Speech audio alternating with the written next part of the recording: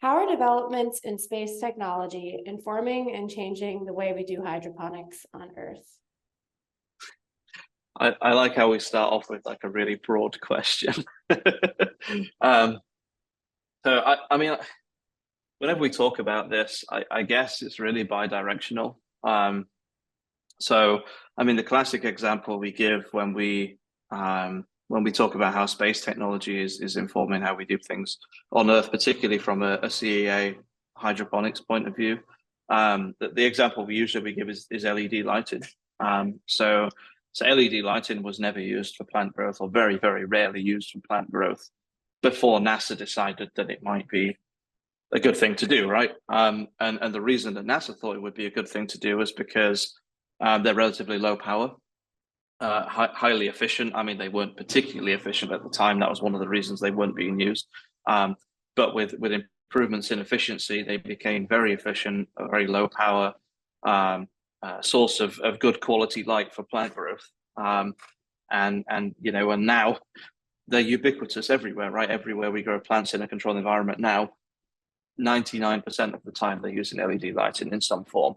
That can go from just your generic white light LED, super cheap, to your really high tech. You can really control the spectrum of light that you give to the plants in your kind of vertical farms and your research kind of context, right? But I think, I guess another example would be aeroponics. So that was the same kind of context. Aeroponics was kind of a thing. And then NASA got wind of it in the 70s and were like, oh, this is a really cool idea. And they poured a ton of money into it, developed it a lot. And we ended up not using it in the end. But that was an issue with how the aeroponics nozzles operate in microgravity. So that was I could talk about that for a long time. But but aeroponics is still very much a technology that is used, not as much as your typical hydroponics or your aquaponics, but it is a technology that is out there and does have its uses. I think going forwards, it's actually more being driven the other way, as in technology is now developed on Earth, and we're translating that into what we can use in space. So that's coming back to what I was saying, it's very bi-directional. So even in LED lighting, that was originally developed because we had a need for it in space, and then it was kind of adopted on Earth. But now we're learning how to do things by changing these LED lighting recipes. We can change how the plant grows. We can change the processes that happen in the plant, and make them perform in a better way, or do some kind of some kind of process that we want them to, that will improve productivity, or will make them germinate faster, or be more nutrient dense and smaller plants, whatever. That's really been developed in the controlled environment agriculture sphere. And we're now starting to play with that idea to try and understand whether we can utilize the form of light that we give to plants, which is something that we can do on the space station, and the quality of light and how that can influence plant growth. And we can, an example for us would be to use plants. So if we give them a little bit more blue light, that means that they will grow in a more compact fashion. We're growing in a very confined environment, so that would be beneficial to us. Whereas on Earth, you might want to give them a higher amount of red light and maximize the biomass. So that's kind of one example, I guess, in context of how that might work. I guess jumping forward, which probably also jumps into the next question a little bit. I think at the moment now we almost have I guess reasons for developing new technologies that are different if you think about controlled environment agriculture on Earth and in space. But we want the same technology. We just want it for different reasons, right? So the best example of that is advances in environmental control, sensor technology. So we need to know exactly what the environment looks like in terms of temperature, humidity, CO2 concentration, all these kinds of things, even volatile, like ethylene, for example.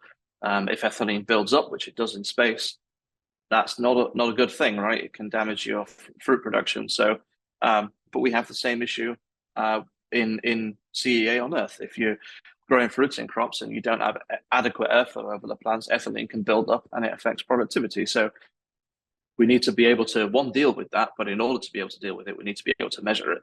And ethylene sensing is quite difficult, and they are being developed now, but it's something that we're still looking into. Same with nutrients. You know, at the moment, virtually everybody that grows hydroponically measures pH and they measure EC, and they use those measurements to tell them when they need to change the nutrient solution, you know, or add something to it, depending on how you're doing that. But that's the biggest problem is sometimes you might have one nutrient that is dropping, but the others are remaining relatively consistent. And during that time, it's like, okay, well, the plant might start showing deficiencies, but it's not being picked up on the EC or the pH measurements, right? So, you know, having sensing technology that can measure individual nutrients and then building from that can automatically dose those back in, of course, would be the next step. Is going to be massively beneficial. On Earth, that's going to maximize production, but in space, it means that we can really finely control, and I like saying atom efficient. We can be atom efficient with how we're dealing with these nutrients, because we only have what we take there. That's it, right? So, and when we get to the, you know, when we're in low Earth orbit, that's not too bad because we have regular resupply missions every 6 months or so. But as soon as we go beyond low Earth orbit, back to the moon, onto Mars in the next couple of decades, that's not going to be an option anymore. So we have to ensure that everything that we are taking is kept in the loop as long as possible, and tracking of those nutrients is a big part of that. So, and then the final thing, I guess, off the back of that is when we have all of this data, all of this environmental data, this nutrient data, if you're using imaging for plant health monitoring, all of that kind of thing, it's a huge amount of data that is coming in from this plant production, and we need a way to deal with that. And until now, we haven't had the computational power to be able to deal with it, which is the second part of the problem, right? But now with the advent of AI, machine learning, we're starting to develop computing systems that do actually allow us to deconvolute this data and spit it out in a format that is understandable by the majority of people, and you know, can then inform decisions on whether we need to change the nutrient solution or change the temperature, or that those plants are starting to look a little bit sick. We should have a look at that, right? So yeah, I'll stop there. But yeah, there's the key message there is that it's we think, you know, all of the stuff that we're doing in space has direct applications on Earth. That is true. But it's also happening the other way as well. So bi-directionality is the key message. I have an indefinite amount of questions now, but I will stick to my list. Okay, yeah, so that's some of what you think are the biggest developments in hydroponics over the past year. And then I guess I'll move on to the third one, unless you had more to add for. No, I mean, the only thing I was going to add to that second question, I guess, is building on that environmental control. We're starting to build integrated systems, starting to think at a systems level now, and we have, you know, fully confined environments where we can grow pretty much like, you know, like it would be like a container based controlled environment facility, for example. But we have those. We're building one in Germany now. At the DLR, the German Space Agency. But previously that was actually at the Neumoyer 3 station in Antarctica, called Eden ISS. It's not there anymore, but if you haven't heard of that, you should definitely check it out. It's really cool, the stuff that they did there. So one of my friends, Jess Bunchek, she was there for 14 months running that facility. And they were growing plants. You know, this was, I think, about 400 meters from Neumoyer Station. They had all sorts of things to think about, right? Environmental control was paramount because it was absolutely freezing outside, and they had to maintain an environment inside that was suitable for plant growth, which was not easy.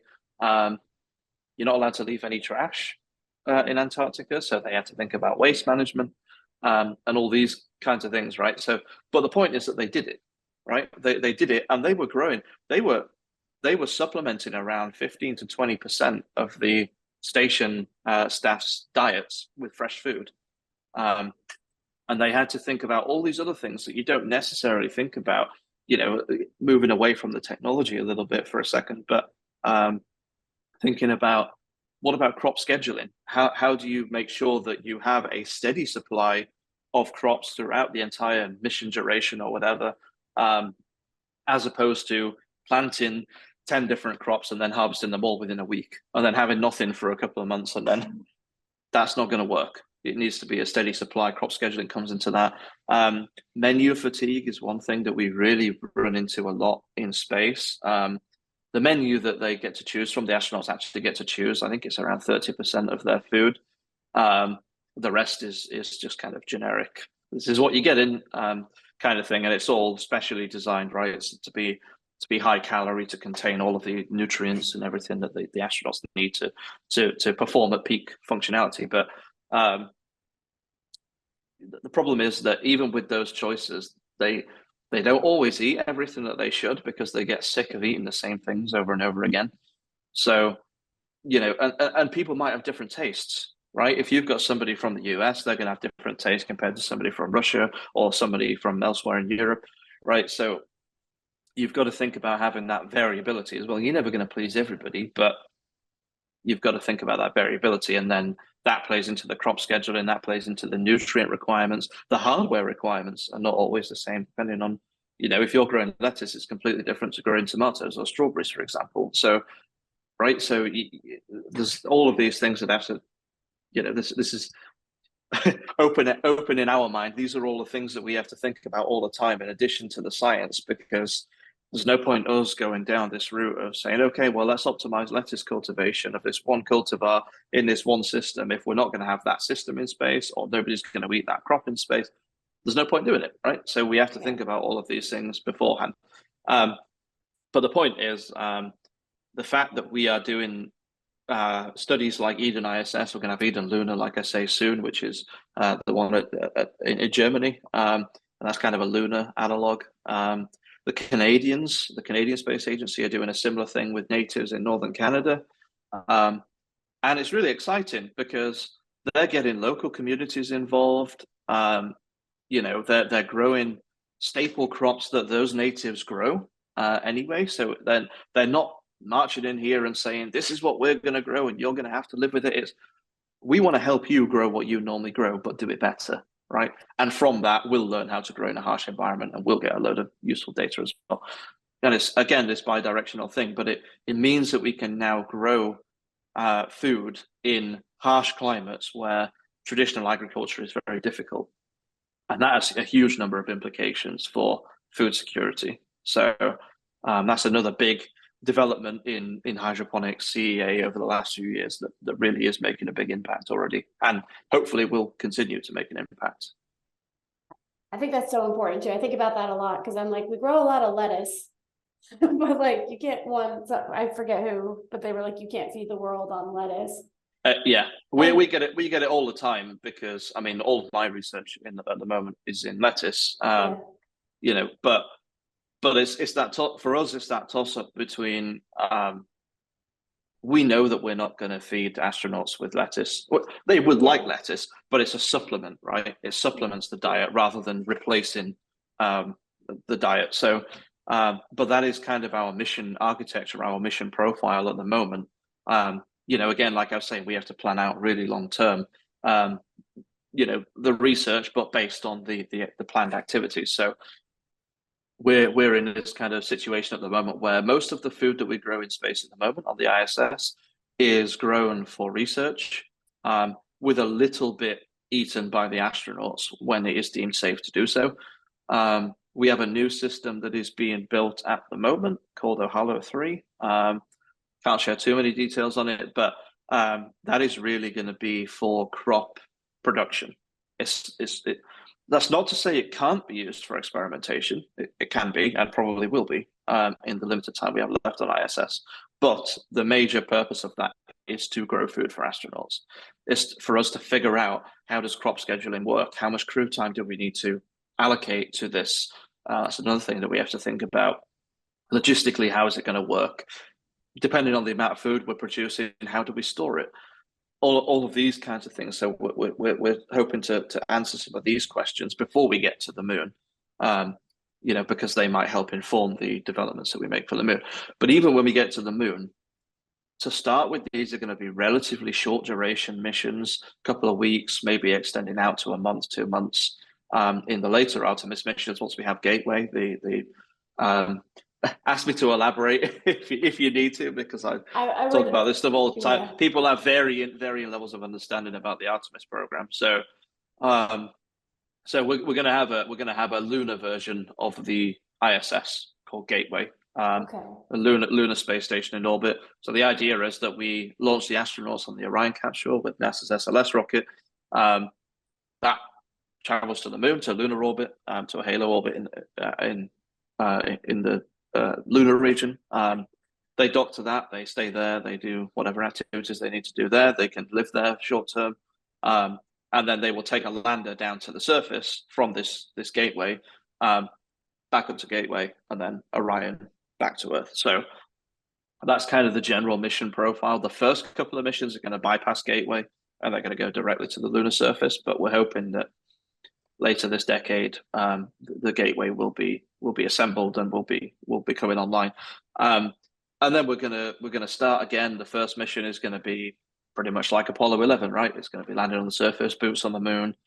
We actually have a payload. Our group actually has a payload going on Artemis 3, which is very exciting. So they're going to hand deliver plants to the moon for us, which is really cool. So that's called the LEAF mission, LEAF Beta. So lunar effects on agricultural flora. NASA loves their acronyms. So I think that's a very good one, actually. But really the point of that is for us to understand how plants grow and respond at the physiological and at the molecular level to the lunar environment. So changes in temperature, radiation, lunar gravity, which is not the same as Earth's gravity, or microgravity, is somewhere in between. So all of these questions, and then hopefully, if everything goes well, they're actually going to bring a subset of those plants back so that we can analyze them here in Florida, which is super exciting. So we have a whole pipeline of stuff planned for, DNA sequencing, RNA sequencing, proteomics, transcriptomics, all that kind of stuff. All the omics that we can do, we're going to do. There's so many of them now, but that is the plan. So anyway, but that's an aside. But the real point is that even when we are growing on the moon, it's still going to be supplementation for now. And as we increase in Earth independence and mission duration, that will become less about supplementation and more about replacement in the diet. So, and our research is reflecting that. So at the moment, we're trying to understand how we can grow things like lettuce, other leafy greens, crops that require minimal processing post-harvest, because that's what they're going to be growing first. And then we will be focusing on the potatoes, the rice, the wheat, the staple crops, right? But along with that, it's not necessarily that those crops are more difficult to grow. That's not why we're not doing it yet. But potatoes are kind of a weird one because we have grown potatoes a lot in the past, and you can just eat them. But things like wheat, for example, barley, rice require processing post-harvest, and it's how do we get the infrastructure there to do that? How long is that going to take? How much of that can we automate? Because we don't want the crew threshing wheat for days on end, right? That's crazy. That's never going to work. So we either need to automate it or we can't do it. And we need to wait for those kind of decisions to be made before we start going down that line of research. Just kind of annoying for me because all of my work in the past has been with cereal crops. So, so I've done tons of work on rice, but my PhD work was on barley. So I'm like, come on, I want to grow some cereal crops. Like, well, that actually kind of brings me to the question from our director, and you kind of touched on it a little bit, but it was that like talking about the importance of hydroponics and colonizing other planets, I guess, but that's kind of, I hate the word colonizing in that way, but that's what it is. But yeah, I guess. Yeah, well, I think that's another interesting point, and I guess it kind of links to the great big question that overhangs all of this. It's always the elephant in the room. It's why are we doing this? Right. What is the point, right? And I guess, through our discussion today, we've kind of chatted about most of it. And the biggest point is obviously to supply food, to supply whole nutrition to astronauts, right? Because prepackaged food, again, we come back to the logistics, right? Because there's got to be a trade-off, because it's going to get more difficult to send supplies when we're going to the moon. It becomes really expensive. Logistically, it becomes a nightmare. It becomes very expensive. But at the same time, when you're growing plants, you also have to send resources, infrastructure there to support the plant growth.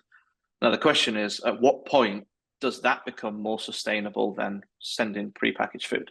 That's number one. But eventually, you're going to get to a point where that makes sense, and it's probably in the not too distant future. So we have to be prepared for that. We have to understand how we're going to grow the plants. What plants are we going to grow? How do they respond to the spaceflight environment? We need to know all of that before we get to that point. Otherwise, it's going to be another 10 years before we actually start growing stuff. So that's point number one, food. But also equally important, I would argue, is the atmosphere, the atmospheric control, the potential for removing CO2 from the spaceflight atmosphere and producing oxygen that the astronauts breathe, right? Which is exactly what plants do on Earth.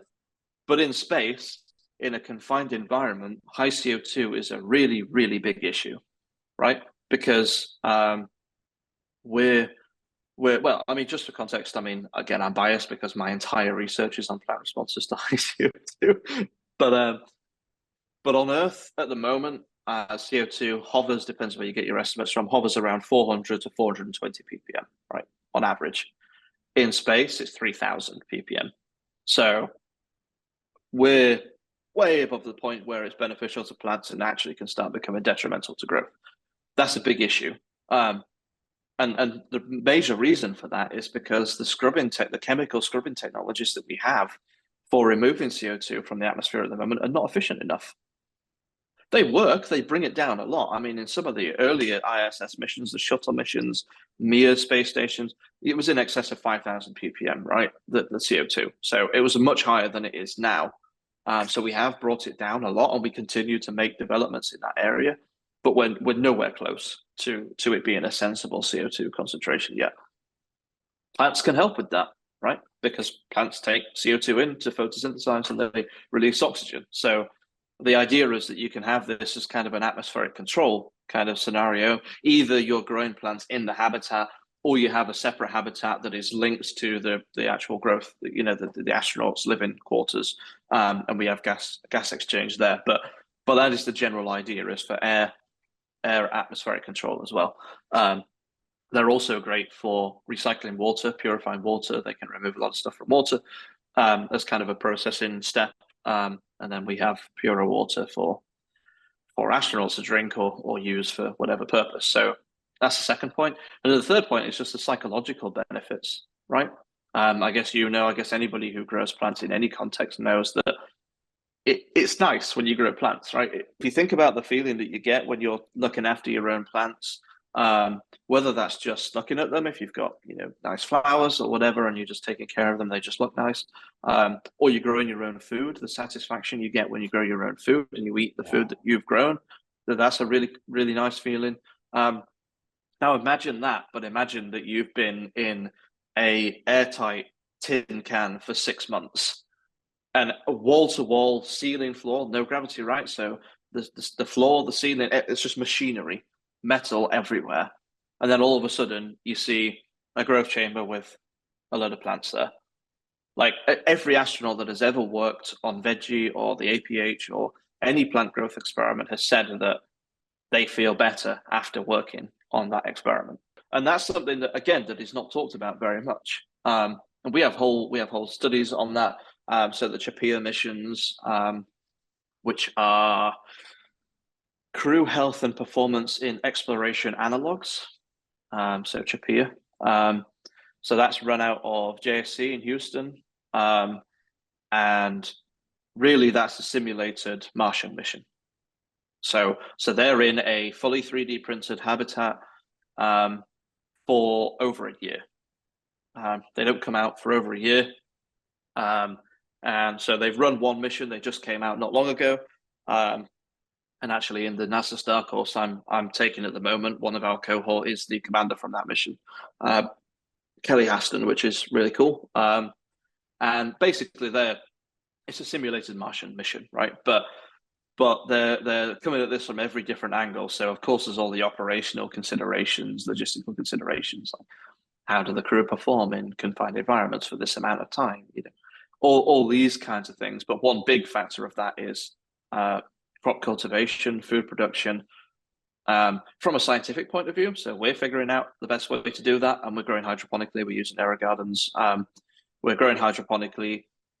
We have, our own kind of backups at KSC that we grow, and then they kind of help grow that. They supply the food, so you have the nutrition aspect, but then they also have a huge psychological aspect. It's what is the psychological benefit of having these plants in this environment, and how does that impact crew performance and crew well-being over this incredibly long duration mission. So we are doing a lot of research in that area, but it's still something that is talked about much less than food, obviously, food production, or even atmospheric control. So they're the big three, I guess, reasons why we do what we do.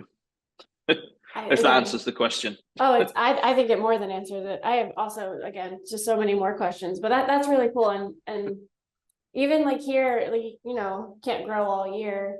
So like when I would go into a greenhouse in the winter, like January, you walk in and you're just growing cucumbers. Like that's the craziest, best feeling. Right. Like, yeah. So I can imagine if, like you said, you're in a like completely sealed tin can, and then all of a sudden you're like, oh, but I grew this, like this is mine. Like, yeah, it gives, that's what astronauts say. It gives them that connection to Earth, which they miss.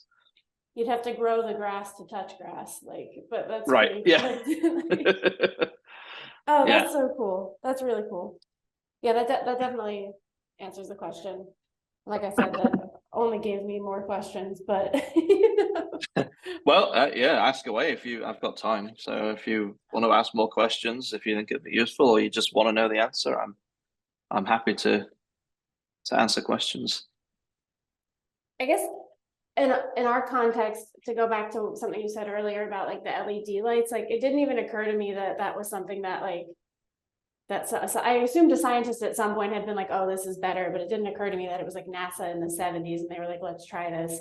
because that's something I think about a lot, is like how the cost of lighting fixtures themselves and stuff has dropped so dramatically.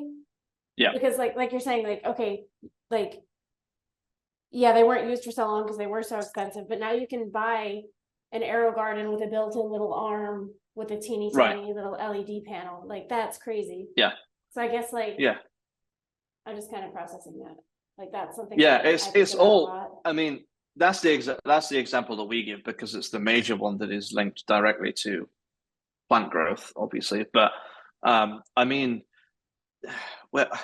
working at NASA, you're always going to get this. Why the hell do we spend so much government dollar on doing this kind of thing when there are so many problems in the world? And and it's like, if only you knew the amount of stuff that is around you that is only there because of space exploration, you would not be saying that.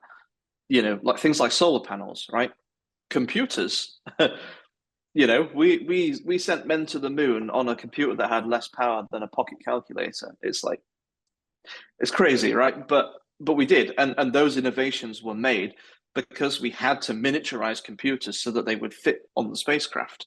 We had to figure out new ways of monitoring telemetry and communications so that we could continue talking to the astronauts when they were a really, really long way away on their way to the moon, right? And even then, we still lost communication as they went around the far side of the moon. So, all of these communications things like, I mean, we all know, we all have our opinions on Elon Musk, but you look at what SpaceX has done, right? And like even now, best example now, couldn't be more timely. We're about to get smacked by a massive hurricane, probably going to get power outages. I really hope not, but it's a fact of life. It's probably going to happen.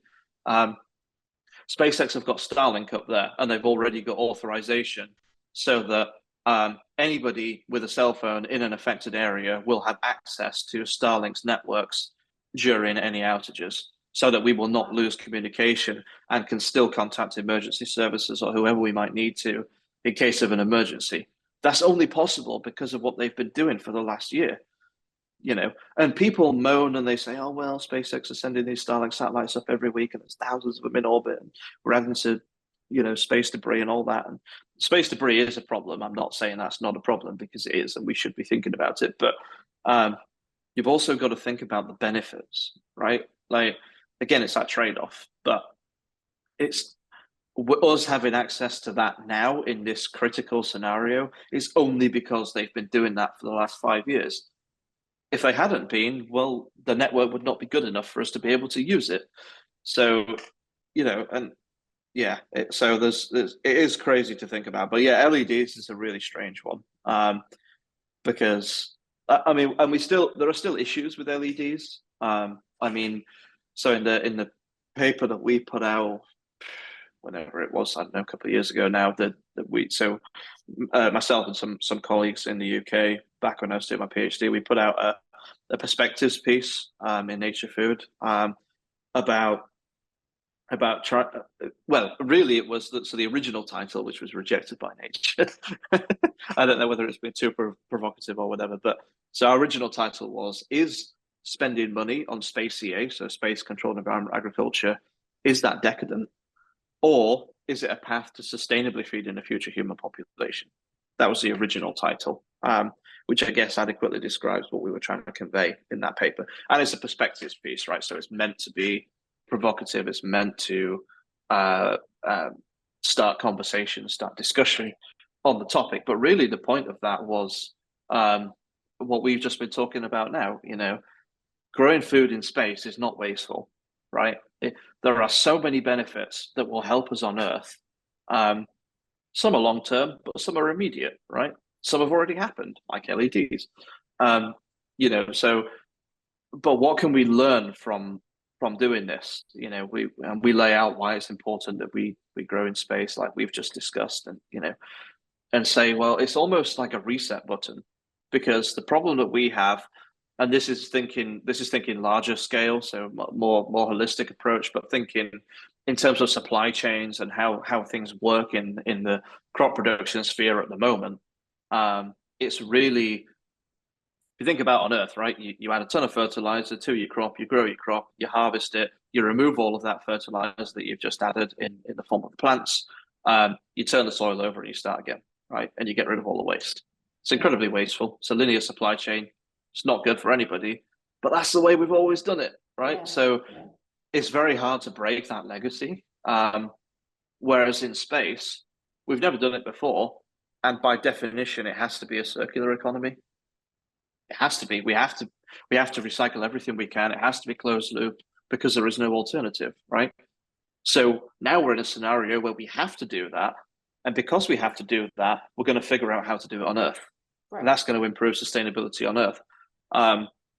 And the question is, we get into lighting. The reason I mentioned lighting is kind of a major topic of discussion in that paper, is one that we use as an example, because we're saying at the moment that using LED lighting for vertical farms and controlled greenhouses at the moment does not make sense almost anywhere on Earth on a large scale, because the energy cost is too high. Right. The cost of the LEDs has come down and they are becoming more efficient all the time, but they still require a huge amount of power, certainly when you're talking about at scale.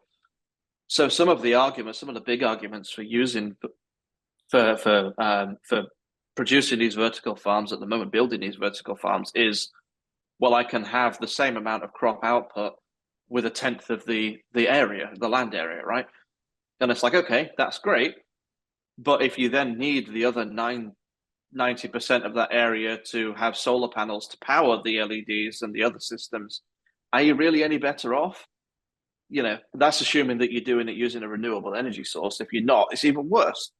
Yeah. So you might have less land area, but then non-renewable energy usage goes up. So it's all about these trade-offs, and people don't always think about that. So we were just drawing attention to the fact that they are a good idea, but it depends how you look at it.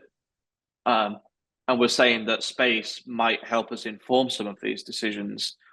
Um, the constraints that we have in space are completely different, but we still have to go through that same decision process. So that might help us try and figure out this conundrum on Earth, because if we arrive at the situation where we have to use LEDs in space because there is no other alternative, and that is true, right? People think, well, why can't you just go on a greenhouse in space? What about the radiation? Yeah. What about the extremes in temperature, right? So when there's no atmosphere on the moon, right? So um, when you're in direct sunlight, it's bloody hot, Yeah. right? But when you're not in direct sunlight, it's absolutely freezing.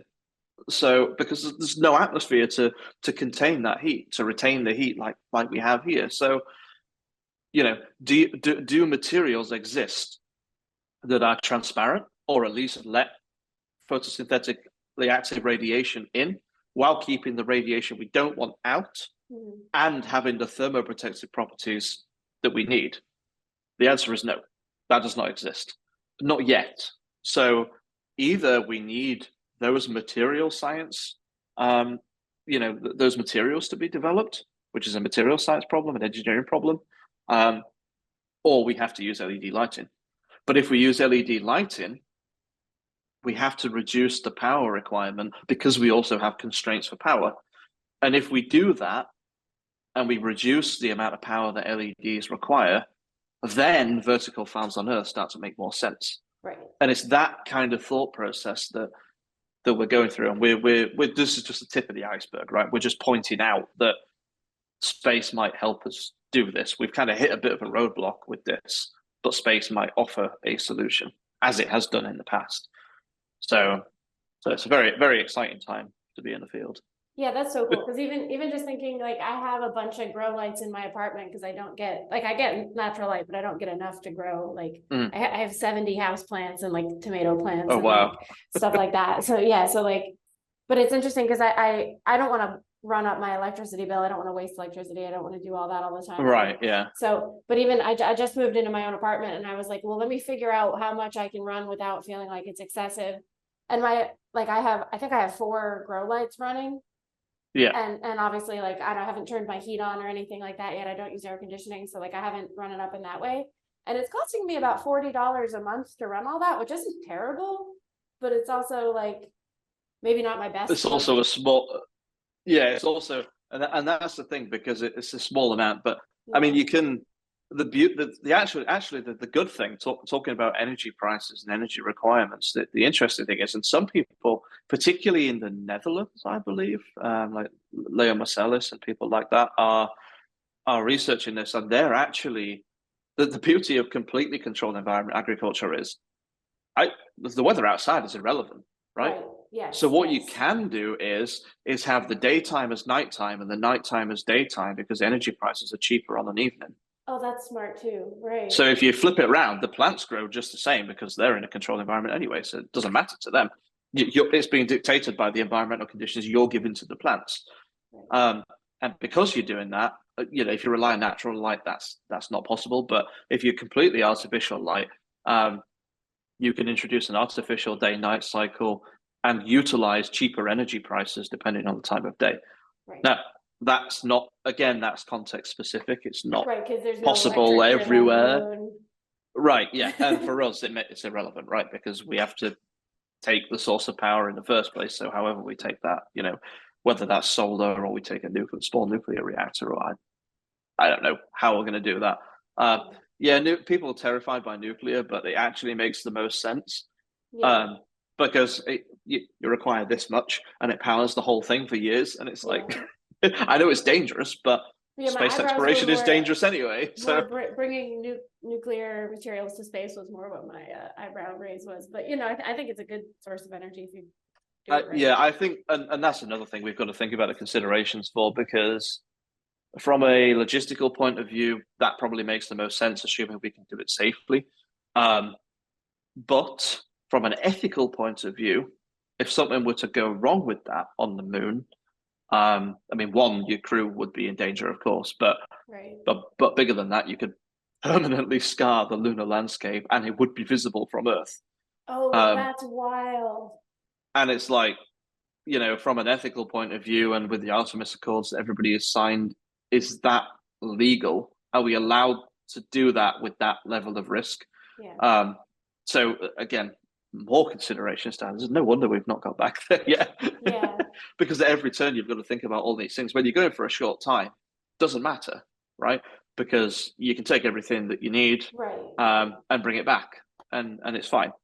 But staying there long term is much more difficult. But we need to do it, if we're going to understand how we're going to live on Mars. Yeah. If we get to Mars and we don't know how to do it, it's too late. That's what I think. So my biggest fear with like the conversation of like eventually leaving Earth, right, to colonize other planets is like, okay, but you can't just ditch this and do the same thing somewhere else. Like that's an awful idea. Because then what do you just keep doing? You keep moving farther and farther out.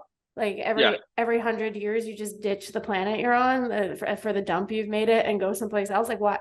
Like to what end? Like it's only been so long since the Industrial Revolution. We didn't. It's been a blink of the eye in like the timeline of things, and we messed it up. Like I know. Why would you just go reset it somewhere else and just to do the same thing? So right, yeah. So I think, yeah, it's a very good point, and I think that's the key thing. And we're always careful with the way that we phrase things, and NASA particularly officially phrase things. So I guess one of the slogans for the Artemis program is we're going back to the moon sustainably. Is the sustainably being the operative word. That's why we're thinking about all of these things now, so that we don't repeat the mistakes that we've made in the past 100 years. And it's not easy, but if we're going to do it, that's the way that we've got to do it. And as long as we're all on the same page, we'll figure it out eventually. But it's going to be a challenge for sure. But that's cool. Now I'm going to be thinking about all of that all day. But yeah.